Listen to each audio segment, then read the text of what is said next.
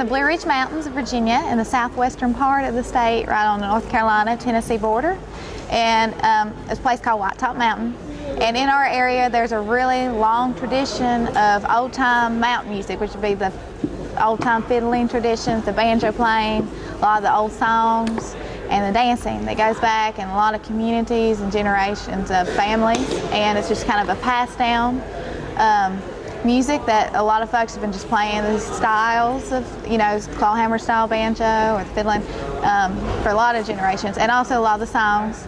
And I guess that's how I learned how to play. Is my parents are both old-time musicians, and then my uncle and my great-grandpa was a flatfoot dancer. So it's just something that's a big part of who we are. There's so many musicians, so many dancers in the mountains of Virginia, and so that's it's a big part of who we are. And if I wasn't playing on stage, I'd be doing it at home. In the communities in the mountains of Virginia, North Carolina, Tennessee, Kentucky, West Virginia, there's so many musicians, and it's a very live tradition.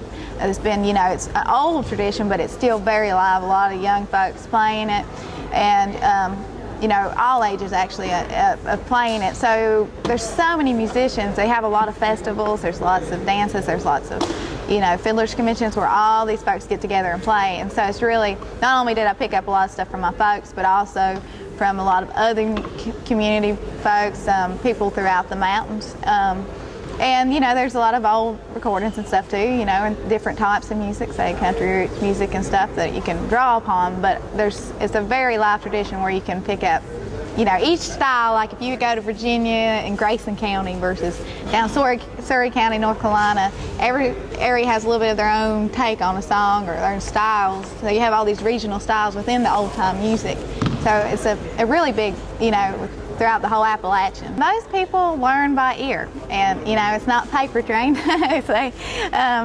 a lot of it is just been like visiting people, or some people do some tablature, but most of it is an oral tradition of the songs. Some folks will write down, say, but not so much like reading sheet music. Most of it, like if you were to learn a tune from somebody, you might could hear the influences, but not everybody's going to play it the same each time, or they may, each person has a little bit of their own take on the song too, which is it's a kind of a very individualistic thing too. So you hear your traditions, like who you learn it from, but you might have a little bit of yourself into it too. My mom started a traditional string band program in the schools to keep a lot of the kids, into the Appalachian music. And then also there's the Junior Appalachian Musicians program, which is run in the after school, which I work with, that keeps fiddle, banjo, dancing with a lot of the kids, so they can, an easy way to get to it. Yeah.